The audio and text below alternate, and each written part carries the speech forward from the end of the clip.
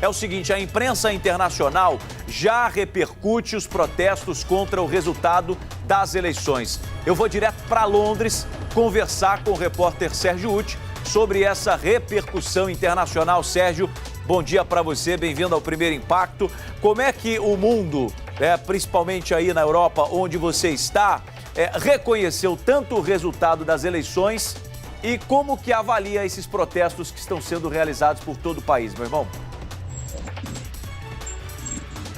Bom dia, Darlison. Bom dia quem nos acompanha aqui no Primeiro Impacto. Bom, antes de responder a sua pergunta, é preciso um pouco de contexto, porque nos meses anteriores, muitos países europeus e também os Estados Unidos já tinham emitido notas demonstrando total confiança ao sistema eleitoral brasileiro, citando especificamente as urnas eletrônicas, depois que houve certos questionamentos. E, obviamente, há um grande destaque da imprensa internacional para as eleições no Brasil, para o resultado das eleições no Brasil, e a gente vai destacar, a gente separou aqui alguns deles, Darlison. Inclusive, eu estou sem retorno de vídeo, peço que você me guie aí para eu falar exatamente o que está aparecendo aí na tela para todo mundo. A gente tem um destaque aqui da BBC, né, que é a maior emissora, maior empresa de comunicação aqui do Reino Unido, uma empresa pública. Ela destaca que os apoiadores de Bolsonaro bloquearam estradas depois da derrota nas urnas. No texto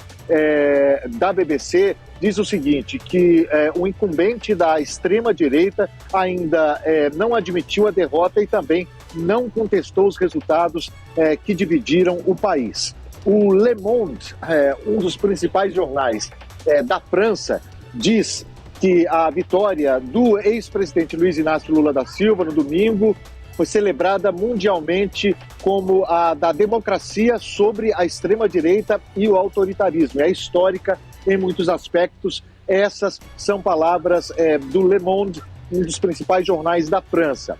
O El País, que também já destaca essa questão dos bloqueios, jornais da França e da Espanha estão entre aqueles que mais destacam o que está acontecendo no Brasil no momento.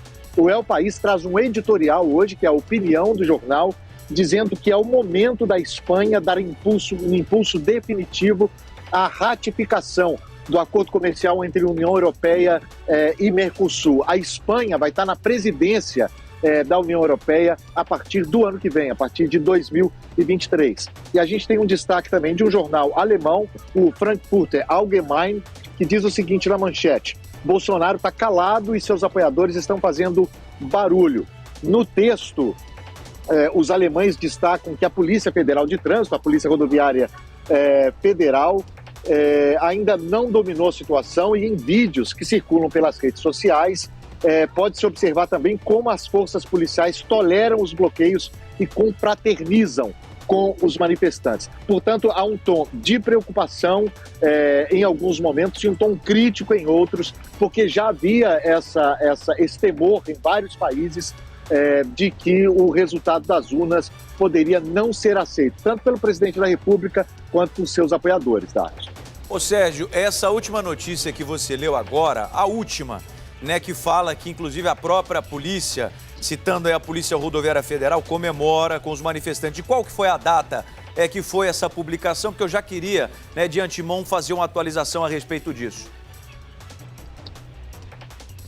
Essa publicação foi o Frankfurter Allgemeine, que é um dos principais jornais da Alemanha, de Frankfurt. Sabe me dizer se foi de hoje pela manhã, se foi de ontem à tarde? Essa publicação é de hoje, Darlison. Perfeito. Porque são publicações que às vezes não tem a atualização que tem aqui no Brasil, porque a notícia está acontecendo em tempo real. Né? No momento em que fala, nessa publicação, veja só o que diz, ó. Forças policiais toleram os bloqueios e confraternizam com os manifestantes. Falei isso no começo do jornal, meu querido Sérgio Uti, porque é um imbróglio, principalmente envolvendo a Polícia Rodoviária Federal, que vem desde o sábado. Porque durante as eleições houve um aumento muito grande no número de operações, principalmente nas regiões Nordeste, para, segundo muitas pessoas, tentar impedir a chegada de alguns eleitores. Tanto é que estava-se, para se ter uma ideia, fazendo o blitz para ver se os pneus estavam carecas de alguns ônibus de transporte coletivo, se faróis estavam queimados. o presidente do Tribunal Superior Eleitoral, questionou o diretor-geral da Polícia Rodoviária Federal, que é importante destacar, que havia um dia antes declarado apoio ao presidente Jair Bolsonaro. O diretor-geral foi até a sede do TSE e lá ele se justificou, dizendo que estava agindo de acordo com o Código de Trânsito Brasileiro e que os ônibus, uma vez que era constatada a irregularidade, eles podiam seguir viagem para não atrapalhar o transcorrer das eleições. Portanto, no próprio domingo, não houve, como se esperava, a necessidade de demorar mais, prorrogar o prazo final para a votação. Só que o TSE vai investigar essas decisões. Eu contextualizei, voltando no sábado, meu querido Sérgio Uti, para dizer que hoje o STF, Supremo Tribunal Federal, com a aprovação da maioria dos ministros, seguiram a determinação do presidente do TSE, Alexandre de Moraes, para que obrigasse as polícias, não só a Polícia Rodoviária Federal, mas as polícias militares dos estados, a desbloquear as vias. Tanto é que veja na imagem da esquerda do helicóptero, ó, são viaturas da Polícia Militar do estado de São Paulo. Portanto, se eu puder fazer um adendo em respeito às polícias do Brasil e à Polícia Rodoviária Federal, o que nós vimos aqui nas imagens ao vivo da Fernanda Trigueiro foi o cumprimento desses policiais que estavam na rua para fazer o desbloqueio das vias, inclusive no momento utilizando o spray de pimenta. Portanto, está aí essa atualização, a polícia está fazendo o papel que é cumprir a determinação.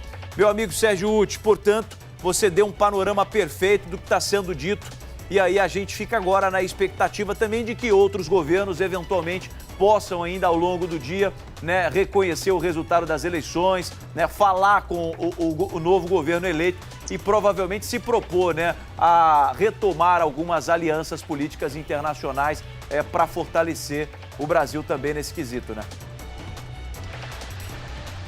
Exato. Inclusive já há dezenas de países que reconheceram o resultado das eleições. Foi um reconhecimento muito rápido, inclusive, porque já havia uma coordenação, como eu disse antes, uma preocupação de países de que pudesse haver uma contestação dos resultados, uma contestação da segurança das urnas. Então, em algumas mensagens de reconhecimento, foi o caso, por exemplo, do Reino Unido, aqui do Reino Unido, dos Estados Unidos, da Espanha, da Alemanha, todos esses países destacaram em suas mensagens o liso processo eleitoral do Brasil, que estava sendo muito contestado por parte da sociedade brasileira, mas que tem aí a confiança de boa parte da comunidade internacional, Darlison. Inclusive, alguns países que fizeram esse reconhecimento do resultado das eleições são os países com os quais, com cujos dirigentes o presidente Jair Bolsonaro é mais próximo.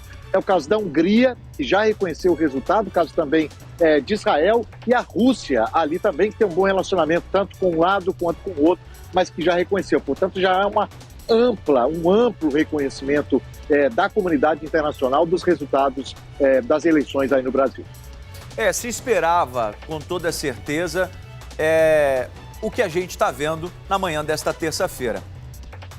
Porque o resultado do primeiro turno das eleições foi apertado. As pesquisas indicavam que quem quer que vencesse, venceria por uma diferença mínima.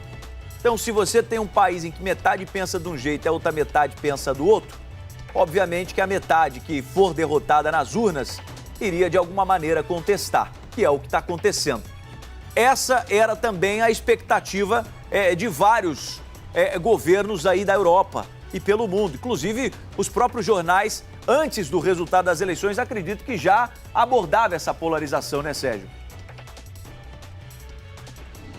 Abordavam essa polarização, falavam da preocupação, dessa preocupação de que um lado poderia não aceitar, e abordavam principalmente a questão de que isso que você falou, Darlison, de que um lado do país, seja quem fosse o vencedor, metade do país ficaria extremamente insatisfeita. Agora, é fato que aqui, no caso da Europa, são países, caso da França principalmente, mas também incluiria nesse grupo a Alemanha, Portugal, Espanha Espanha, são países com os quais o atual governo brasileiro teve muita dificuldade de relacionamento nos últimos anos. Portanto, é um resultado que chegou de forma positiva nesses países, não é exagero dizer isso. A imprensa de Portugal, inclusive, fala hoje sobre uma possível melhora no relacionamento do governo brasileiro, do próximo governo brasileiro, com o atual governo de Portugal, que é um governo do Partido Socialista, mas a gente nota isso também